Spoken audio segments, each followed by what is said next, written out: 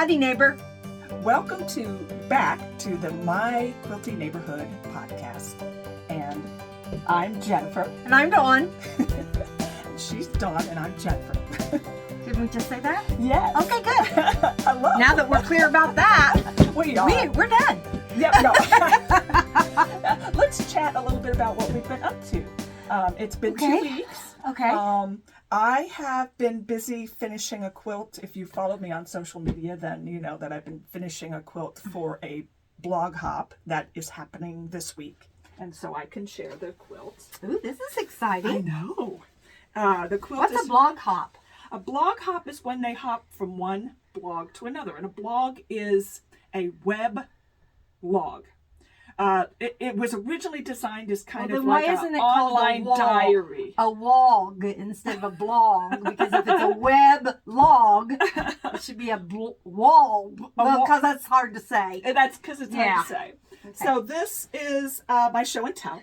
This is will be a brand new pattern that we'll be releasing in May. It's called Broken Roads Mini. I already have a Broken Roads pattern, but I'm updating it to make it 3 sizes, and the mini will include 2 sizes. So anyway, is this the road that's broken? Yes. Isn't that clever? That's clever. I love that. And it really shows off this lovely collection by my friend Sherry Swish. She is powered by quilting, and this is Romance Garden. It's a brand new collection of Island Batik. So look for it in your stores. Anyway, it's on my blog if you want to read more about that. And also if you want to sign up, because I'm going to be doing a quilt along for Broken Roads in May. So if you sign up, you get a discount for the pattern. That'd look pretty in Civil War fabric, too. It would. I know these are not, she's like, oh, that's beautiful. These are totally not her colors. Not her colors, because these are bright, poppy, in-your-face, cheerful colors. Yes. She likes dull. I'm sorry. No, I like Civil War, I was too. born in the wrong era, I guess. I love Do you? I love like everything. I really do. Yeah. I have a deep love for Civil War. Good. I think in certain... I've never seen you make anything out of Civil War fabric. Well, I'll have to dig some out. Yeah. Well, we can add next it to week might be Civil War week. Yeah. Yeah. Or next video.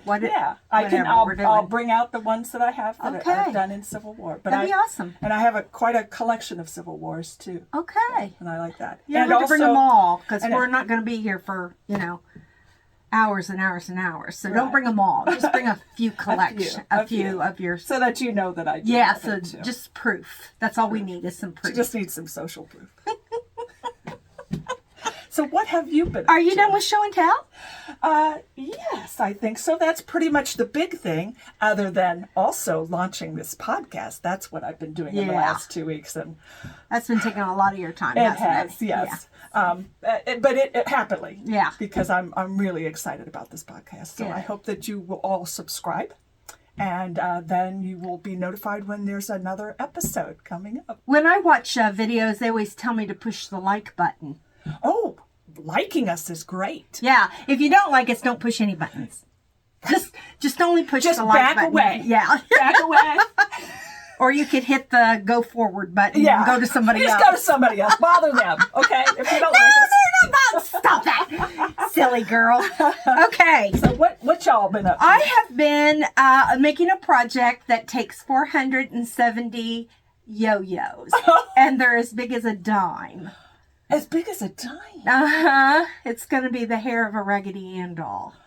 Oh my God. I know. I'm so excited. I've got 106 made. In a week, I made 106. So for 5 more weeks from now, and I'll be done. Are they going to be like maybe strung together? Like little... Yeah. Little dreadlocks. Oh my God. It's going to be so cute. I'll show you when I get it done, okay? Oh, it may be maybe next year, but we'll show you when we get it done. Now, tell me how you are making yo-yos that small. I have a yo-yo maker. You have a yo-yo maker that can Is that go down small? that small? Uh-huh. It's a Clover. It's Clover. God bless Clover. Yeah. Yeah, they have 5 sizes, I think. 5. Yeah, but I didn't know it went down that little, small. teeny weeny. Wow.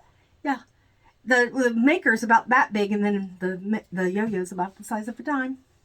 Oh, so that's what I've been doing. I've been doing some sewing. I'm sewing on a pillow, and doing some other things I can't talk about. But yeah, That's what I've been doing. I guess I could mention I'm working on a commission quilt for a friend of my husband's. Oh, good. They live by the beach, so I've come up with a design that's for that, and I'm really excited about it. Are you calling it My Beachy Design? I should. You should. I think I'm just calling it, right now in my head, I'm calling it Beaches. Beaches. Because that's pretty. You're the wind beneath my wings. Aww. I am. Here, I'll lift you up. You lift me up. Okay. So today's episode is going to be about cutting. Yeah. Cutting accurately. Yep. And as we discovered in the previous episodes of My Quilty Neighborhood podcast, this is one of 3 things that you must master as a quilter. What was the first one? First one was pressing. Pressing, not ironing. No. and what did we say? Pressing? Pressing's this. And ironing is a no or yeah. something. Oh, no, we said pressing is a must. A go. Pressing is a go. Ironing is a no. Oh, my goodness. Yeah, we're going to have merch. Yeah, we're going to have merch for that. So you can buy that. So cutting. We should probably mention the third thing that's important. So cutting is the second thing, accurate cutting, and then the third thing is your accurate quarter inch. Right. Yeah. So we're going to cover those. You get those things mastered, or at least under control. You can do anything. You can really do anything with quilting. Mm-hmm. Frankly, yep. I mean, as far as piecing is yeah, concerned. Piecing.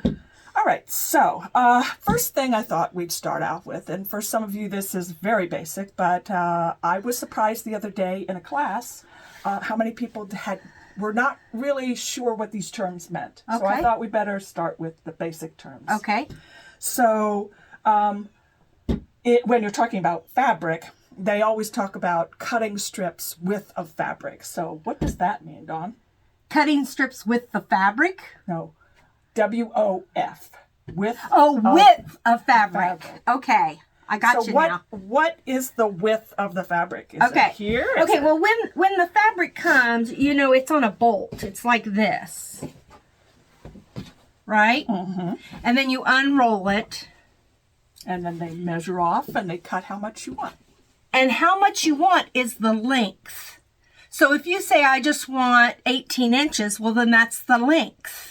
Mm-hmm. And the width is from selvage to selvage. Yeah. And the selvage, by the way, is this thing. Yeah. So it comes off. So when you bring it off the bolt, like that, there's a big fold in the middle. And then selvage to selvage. Here's one selvage. And here's the other.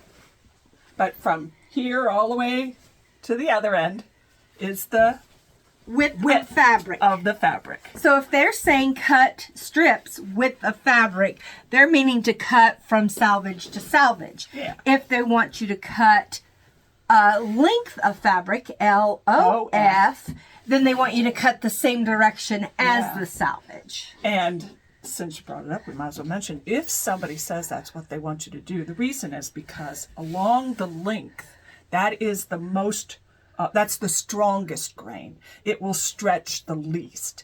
So a lot of times people want to cut length of fabric for their borders, right, to give more stability to their quilt. Or if the design is so busy that when you piece it, it's very obvious. Mm-hmm. Nobody wants a line of disconnected design going through their border. Yeah, so a lot of times, like a break in the border. You just don't want that because the eye will be drawn right to that. Right. If it's a pattern that's not going to cause that much distortion or interruption to the border, then when it's pieced fine. Together, it's fine to cut with the fabric and then just piece them together. Yeah. So if you do want to avoid something with a busy pattern or whatever, and you want to, it's something that you don't want to have to seam and match up the seams on your borders, then you would want to get that much fabric, lengthwise, plus a little bit more. Mm-hmm. And then you would want to cut it that direction. So to do that, instead of putting your selvages together, you would open it up and put the two ends of the fabric, the end that it got cut off the bolt and the end that was already cut at the on the bolt. And then you would cut this way, and that would be the length of the fabric. Right. With WOF and LOF. Yeah, not LOL, but LOF. LOF. LOF. And then another term we probably should discuss is bias. Bias! That's what I do. When I say bias. Yeah, bias. Yeah. Basically, yeah. Bias is on fabric is very stretchy. Stretchy. And so you have to handle it so carefully because you can easily distort anything you have cut on the bias. And the bias is diagonal here. It is 45 degrees from the selvage. Yeah, so the selvage is here. And 45 degrees from that would be in this direction. Right. And that has that is very stretchy. Very stretchy. And so there are different reasons why you need to cut on the bias. But when you're told to do that in a pattern, just be careful. Cut it. I tend to not cut anything that's biased until I'm going to be using it. Right. Good point. Yeah, just because then I don't have to handle it, until Too I'm much. ready to. Right. I'm not moving it away and putting it over there while I'm doing other things. It's just I'm not doing anything with it until I'm ready. So now that we've scared you to death about bias, I will tell you that bias previously, and if you buy a less expensive fabric or a looser woven fabric or something that is not As quilt tightly. shop quality, then the bias is going to be a lot more dangerous than if you buy what we have in quilt shops today has a sizing in it. So the bias is not as tender. I'm going to say tender. Not as tender as it used to be. Fabric used to come with no sizing whatsoever. And so it was very limpy and it was very loose woven. And I'm talking like back in the 20s and the 30s, when fabric was only 36 inches wide from selvage to selvage. They're so adorable. Yeah. Sometimes when you watch old movies and they have, mostly like Westerns, and they have the big general store and they have that big cupboard behind and then there's little fabrics and the bolts are like, half of 36 is 18. So the bolts are only 18 inches tall, where today's fabric on the majority is 45 inches from selvage to selvage, which yields you about 42 inches of workable fabric, I would say. I usually figure about 43, but Do you? Between 42 and 43 inches of actual usable fabric. Correct. Because, since we've pointed out the selvages, and by the way, Is selvage another term? Selvage. Say it again. The selvage. Selvage. I always just say salvage. Oh. SALVAGE. Salvage. Oh. You say it again. SEL. Oh, is it really selvage? SE? Yes. Okay, sorry. It's I'm okay. from Indiana. I'm a Hoosier. Okay. And I am too. Okay. But then that's why there was some confusion because the way I pronounce it probably isn't correct either. But the selvage and it's the ends of your fabric, and along the selvage you will typically find like a designer's name, maybe the collection name, maybe the company that made it. You will also see these little dots sometimes. You might even see this is a number that identifies this particular print in the collection, but you can also see sometimes a date. But this here is isolated colors from the design. Ooh, wouldn't it be awesome if they had dated every piece of fabric? Because I think that would be so Because I have awesome. some that have dates on them. Do you? I have and never seen it's that. frightening because it's like, ooh. Yeah, I've never seen that. Oh, yeah. Yeah. I guess I'll have another show and tell. I'll Another have to show and find one that has that. But anyway, you cannot use this part. It is very heavily dense as far as thread count. It helps stabilize the two edges of the fabric as it's being sent through the rollers and printed or dyed or whatever's happening. If you look at these little dots, that's like little grippers on the printing press. Or it's not a press, it's a roll. But anyway, this is how the fabric is put on. And it makes these little dots because it's like little needles. It's holding like little needles. And that's holding it on. So this can't tear. Okay, so this is really, really densely woven at the end. Then it relaxes and gets less tight in the weave up here where the printing is. So you want to cut away from that, I'd say a good 1/4 inch, if not a 1/2 inch away, and not use any of this white, and even come in a little bit so that you are getting all the fabric that is woven the same density. Yes, definitely. So again, the selvages you cannot use. Selvages, whatever. Okay. We started to talk about it, and I'd like to continue Bias? No, I think, well, We covered bias, I think so, unless there's something else you want to say. No, I didn't. About quilt store fabric versus big box store fabric. Now, you may sometimes go into your local quilt store and see this wonderful print with butterflies, whatever it is, and you fall in love with it, but it's pricey. Oh, yeah. So you go to your local big box store, which might be a Joann's, or it might be a Walmart, or it might be whatever, and you find the same fabric, and it's like a lot less. Why is that? Well, the reason is because it's actually a lesser quality goods. It's made by the same company, but they use a different gray goods. And the gray good is like the base. So the gray good is, it's not actually gray. It's spelled Griege. So it must be maybe a French word or something. I don't know. I don't speak French. But it's not Greige, but it's a gray good, and it's not necessarily gray. No. But it's a blank, and it's what the manufacturer then prints on or dyes. And there's different quality, and it's basically comes down to thread count. But beyond that, it's also the way the manufacturer will finish the goods, and that's called the hand. That's how it feels in your hand. And sometimes they will put a lot of stiffened things on there. They'll put in the quilt store fabrics, they'll do a lot of things that will help prevent will help with the color fastness and prevent colors from transferring from one thing to another.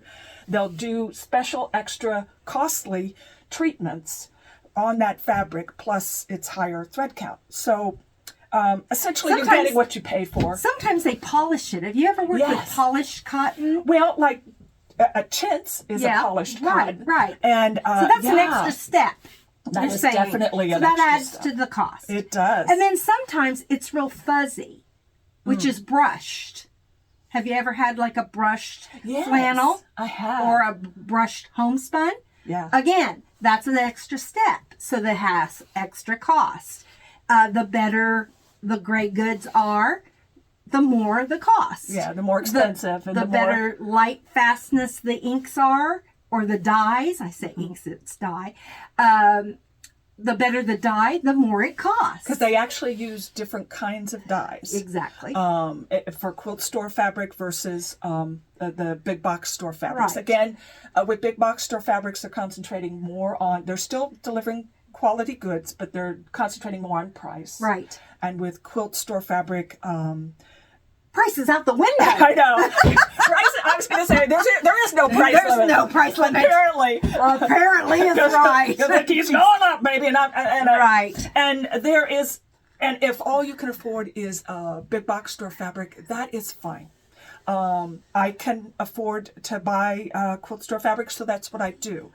Just know that when you buy the big box store fabrics, because it is a lesser quality good, you're introducing certain additional problems to the whole quilting process that you will have to deal with. One of them could be color fastness.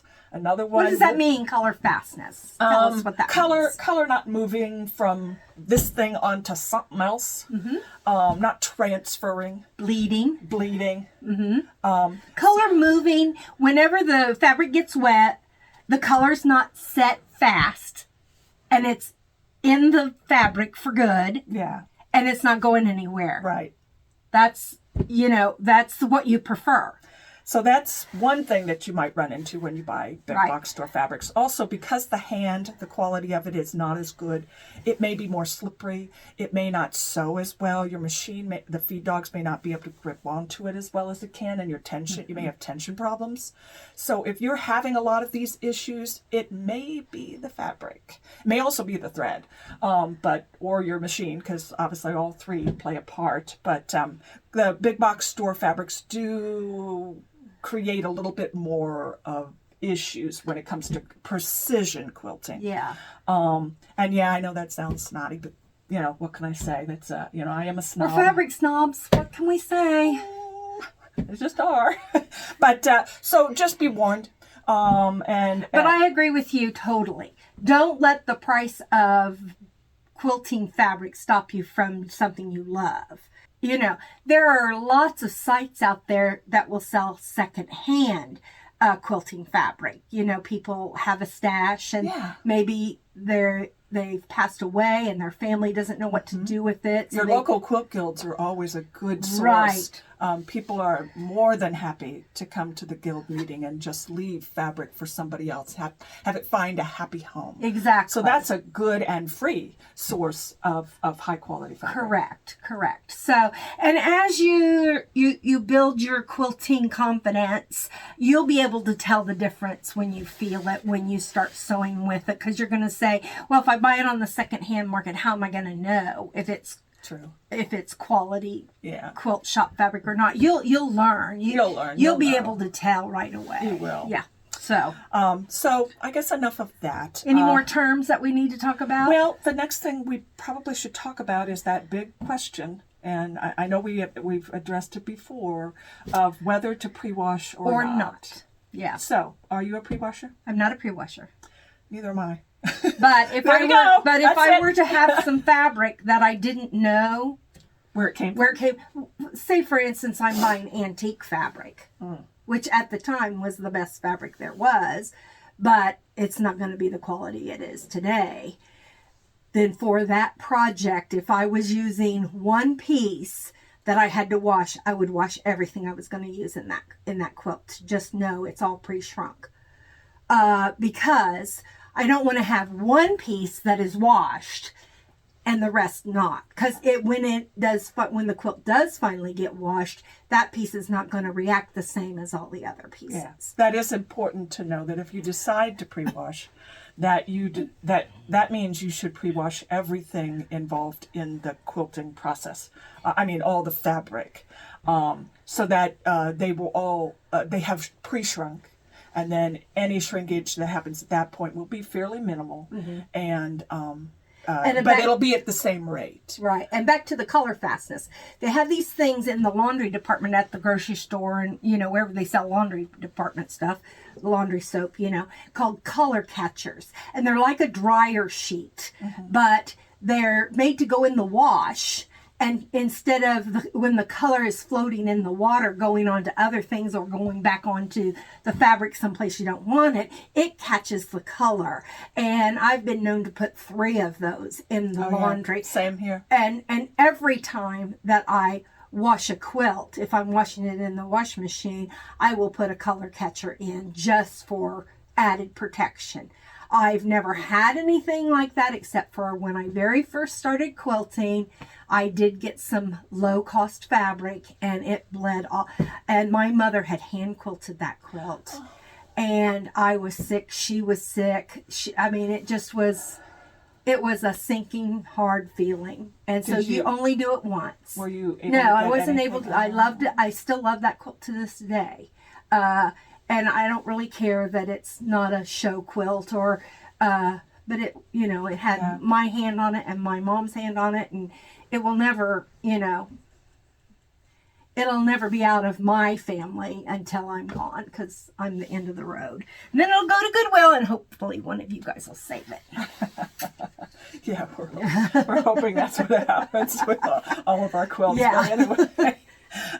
So if you choose to pre-wash, it will give you the advantage of, number one, you can mix fabrics because they will all have been pre-shrunk. Plus, if you don't happen to like the crinkly look that you get when you wash a quilt, After it's quilted? That hasn't been pre-washed. This will reduce that crinkly look quite a lot. Yeah. So that's another reason for pre-washing. You might want to pre-wash if you're allergic. You know, you could be allergic to the stuff that they've put on the fabric. Like formaldehyde. Oh, yeah, exactly. Lots of fabric, most all fabric comes from across the sea. Yeah. And they will put formaldehyde in the fabric to keep the bugs out, you know, because it's traveling across the ocean to get here in big crates.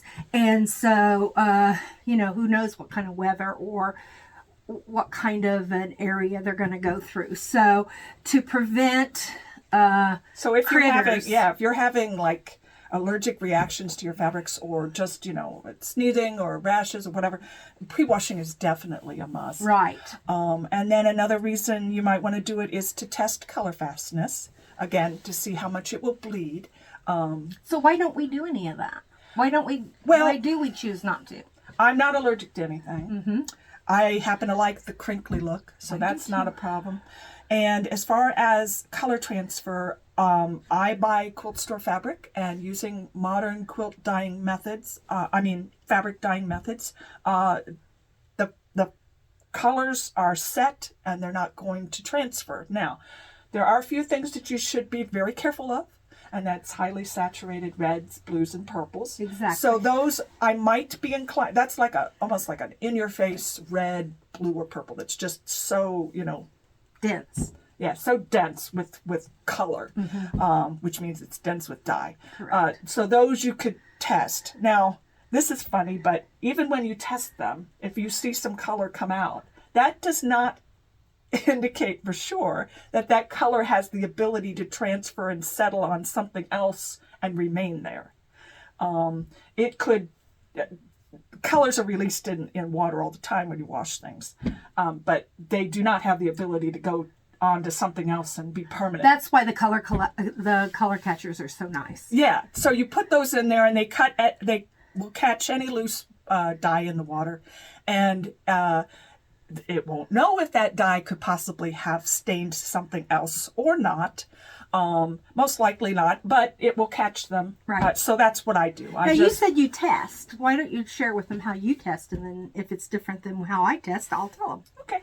If I want to test something, I will cut a small swatch of it, and then I will get it wet with very hot water, and I will put it against something white, typically a piece of muslin, or it can even be just a napkin if you wanted to. And then you just let it dry, and you see whether any of the color from that fabric has transferred onto the white. And if it has, then you've got something that has the ability to release dye into the water. And so it could possibly, in this case, it demonstrated that it was able to go onto the white fabric. So yeah, you've got something that you'll want to deal with.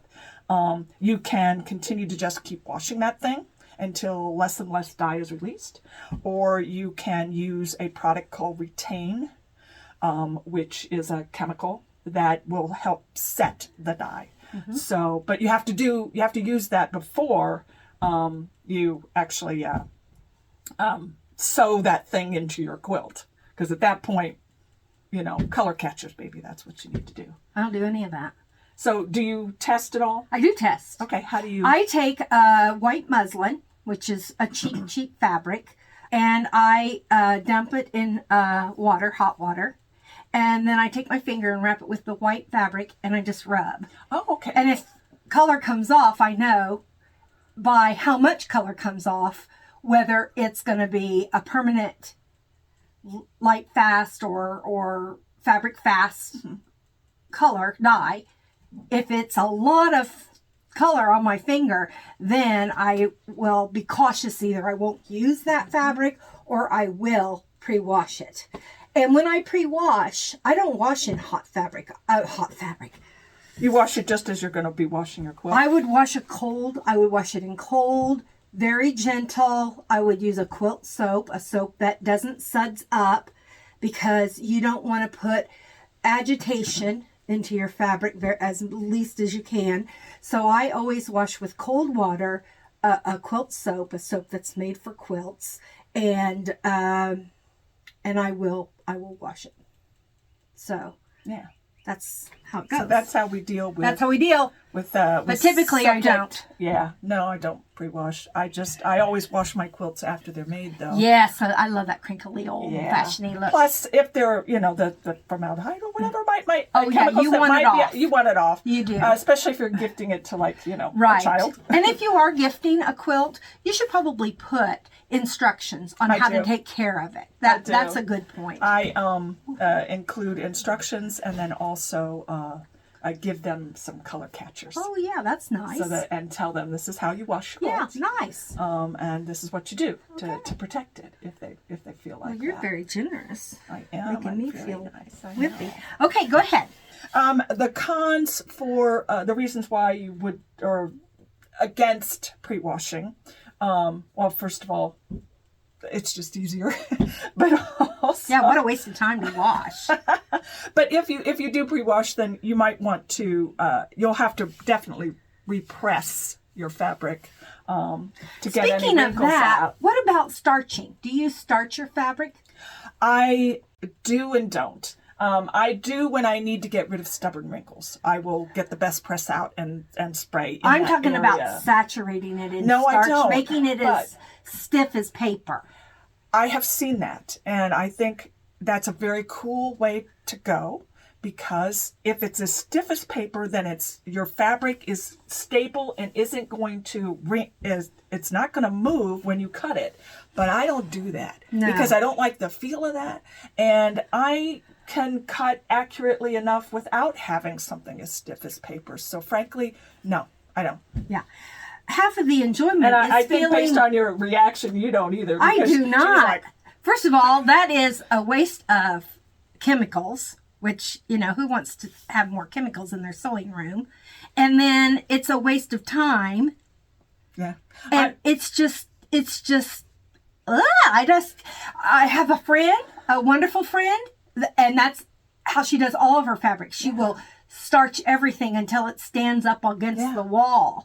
But that's just not my flavor. I like to feel the fabric. Yeah, I like that. It's not mine either, but I see the purpose in it. Do you? And especially if you were going to be cutting a lot of bias things like diamonds and stuff, and you wanted to have a little bit more stability, or if you're a beginning quilter, go for it. Watch other people's videos that talk about how to starch your fabric, and basically it means you're soaking it. I'm going to talk about you behind your back if you're starching it so hard. But if you're, it's just not my thing. So, you be you. We've got fabric. How about if you demonstrate how you would cut, say, a 2.5-inch strip off this yardage? Okay. Well, first of all, do you need to you got your rotary cutter, and do you need to get your... I'll get my ruler. Okay. Yeah. First of all, I have to make sure that the fabric is straight. So that is sometimes a big problem for people, because not always is the selvage perfectly straight. So some people think if they lay their ruler down right along the selvage, then their fabric will be straight and they can cut from there. Not so. And sometimes, if I'm going to cut length of fabric, I'm going to cut that selvage off. But just because I lay this selvage even with itself does not mean that my fabric is straight. Can you see?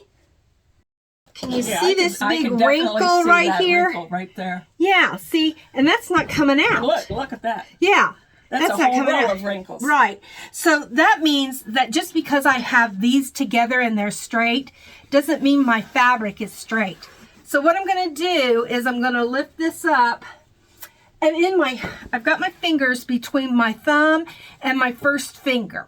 See that? This is how I do it. Okay. Thumb and first finger. I've got both like that. Then I'm going to shift with my thumb and until that fabric lays perfectly straight. Yeah, we're trying to get all the straight of grain. And see how when I lay that down, there's no wrinkles like it was before? So now I know that my fabric is straight, okay? Now, if your cutting area is small, what you can do is you can fold this again. And what I typically do is I typically fold it about, a a 1/4 of an inch or 1/2 inch, something like that, away from this selvage. So now I've got my fabric like that. That's if I don't have a long ruler or I don't have the space. Because now typically I can get my rulers out. Jennifer, you're supposed to be entertaining the people while I'm doing this. Getting rulers out. Dawn happens to use a different brand ruler than I do, but they're both great. And we use them for the same reason, which is they don't strip. You use Creative Grids. I use Creative Grids. I like the little grippy things on the back. And I like how the lines are. Yeah. I like that it's a 1/2 inch on one side and a whole inch on the other side. So if I turn my ruler this way, I'm cutting full increments. If I'm cutting this way, I'm cutting 1/2 inch increments. Some people don't like that because they get confused and they can't comprehend. But that's okay. It can be confusing, but you just need to pay attention with anything. So if you have a 12.5 inch ruler, then perfect to fold where you have 4 layers under you.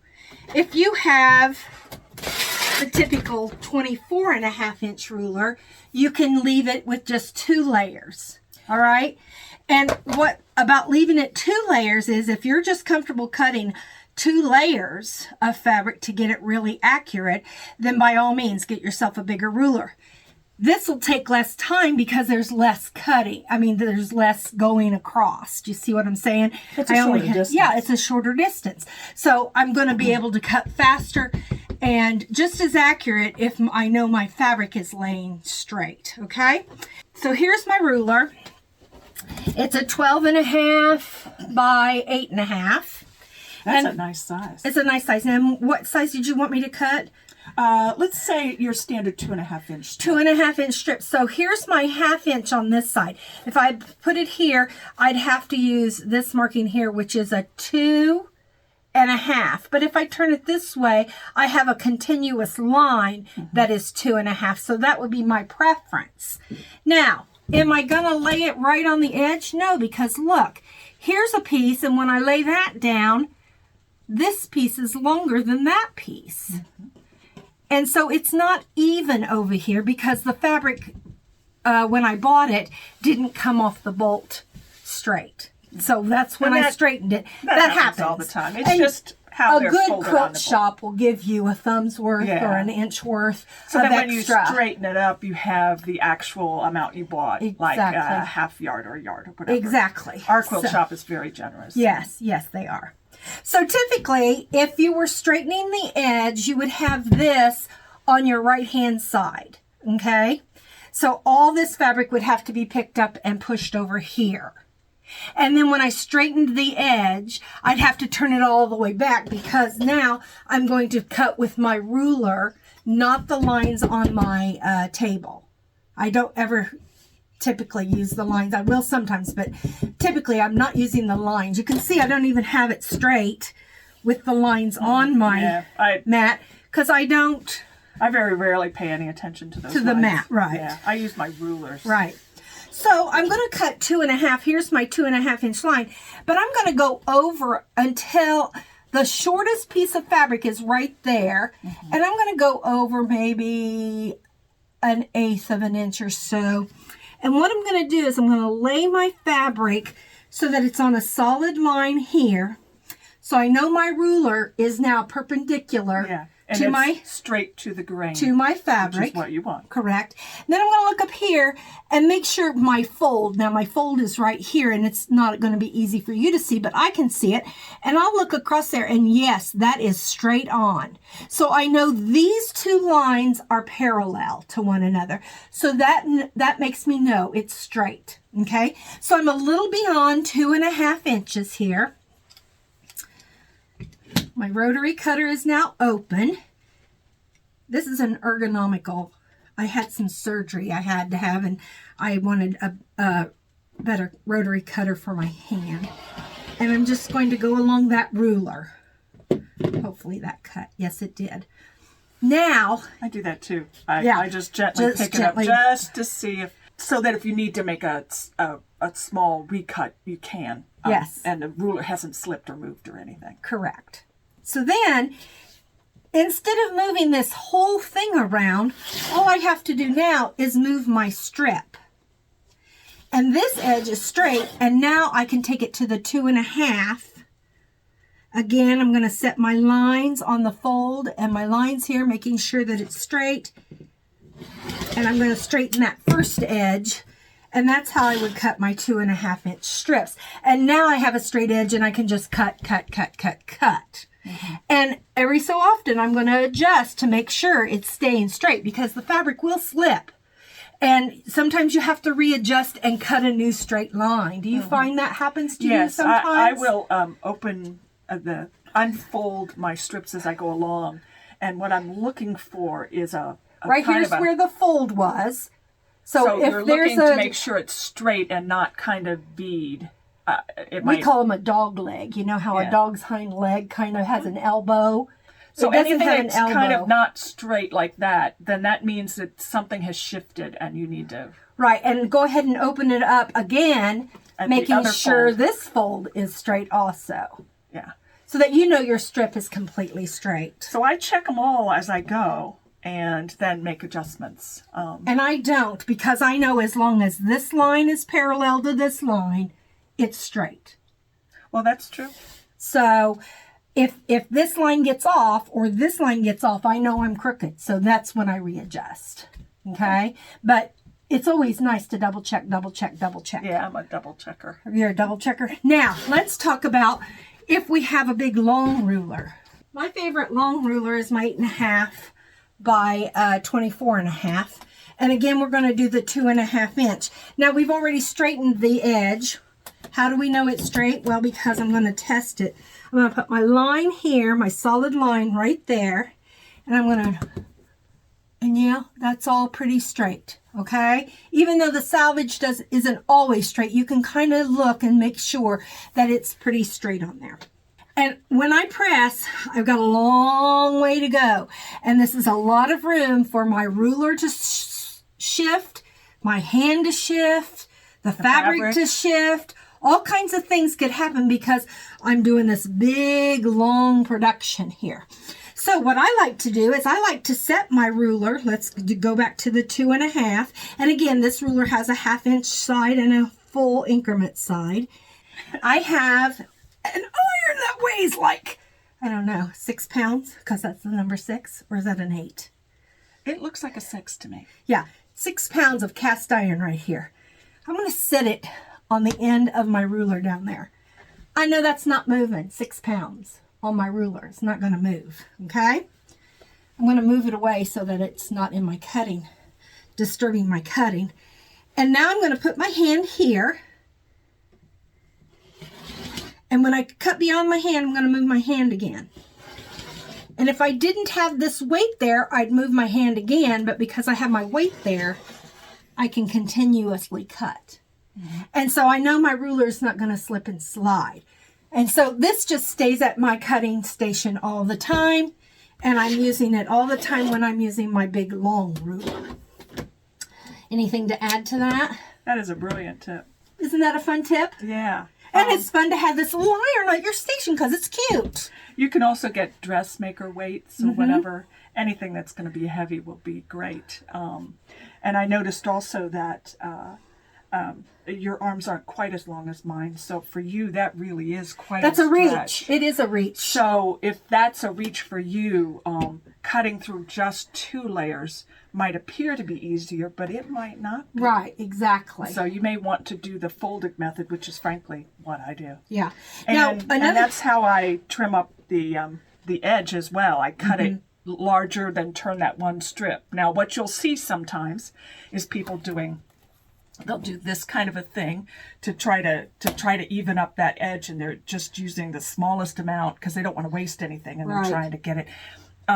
I don't like that because there's not much fabric underneath the rulers, so I don't really, I don't have a lot of confidence. I always cut with the fabric under the ruler. Yeah, I always. So that's why I'm like you. I'm cutting a strip that's bigger than I need it as my first cut, and then I turn it around and cut that one, and then I know this edge is clean and nice and sharp. Correct. Now, something else you can do if you want is you can trim up this edge, because obviously there's a lot under the ruler. Right, you can trim up this edge, and then you can walk around your table, and that's now the left edge. Right, exactly. Or you can scooch your mat around and do that, and it will now be your straight cutting edge. So that's another way to do it. Correct. It's not the way we happen to do it. Right. But feel free to do that. Yeah. Well, sometimes people have their cutting up against a wall. Yeah. So turning the mat probably is not. Probably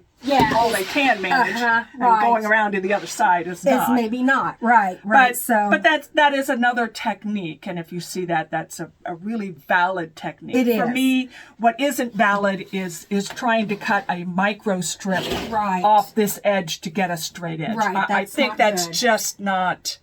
You're not going to have. I mean, I bless anyone that's their technique. That's great, but try this. Try this, because when you have more fabric under your ruler, you're gonna get a more accurate cut. Yeah, it's more stable. One other thing I wanted to mention is the belly bump.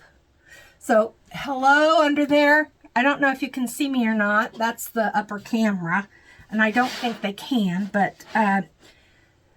Geez, Louise, when you have your ruler off of your table, so my ruler extends off my table, and I go up to my table and I belly bump, that's not good. No. So make sure that your ruler is all on the table. So again, going back, if your table's not big enough to accommodate the big long ruler, that would be another reason to have the smaller ruler and to fold it in half. So you're not getting belly bumps. And I can't tell you how many times I've belly bumped a ruler and thought, oh, I had that all set up, and now I have to readjust. So beware of the belly bump. And I've got a good size belly, so my belly bumps aren't big. So rule, just don't have your ruler hanging off the table against you. Right. Because you'll accidentally shift it. Yeah, definitely. For sure. And I also like, because I do the exact same thing, to straighten up your fabric, you just hold it in your two fingers like that, and you shift back and forth. And here you can probably see how it is not straight of grain. See that? Look, how wrinkly that is. It is. Hold it up some more. The grain is not aligned. Yeah, see. And you just bring one this direction, the front one this direction, and the back one that direction, or however, until you get it. And I usually fluff a little until I can get it. And now you can see that there are no wrinkles. Yeah. And so what I've done is I've aligned the grain on the front with the back, and so that it's now straight of grain. So we do the exact same thing, and I think that's a real important part for people to realize as far as preparing their fabric before they cut it. Right. How in the world did you know? That's exactly what I was thinking. I was thinking, okay, I'm going to come over to Jennifer's house, and I'm not going to tug all my rulers along with you. And I go home, and I don't have any quilters to left. If you like your 10 toes and your 10 fingers. You do not want this blade to come anywhere close to that, even if it's dull. Oh, duller is worse. It is. You just did that for example. So that you could show the people what a dull blade does. I honestly think that's probably what you were doing. I honestly think my new blade is upstairs. I think so. I think what I did was I just put it back in because I wanted to open the door. Oh well. So we'll see you later. Until next time. Bye. Bye.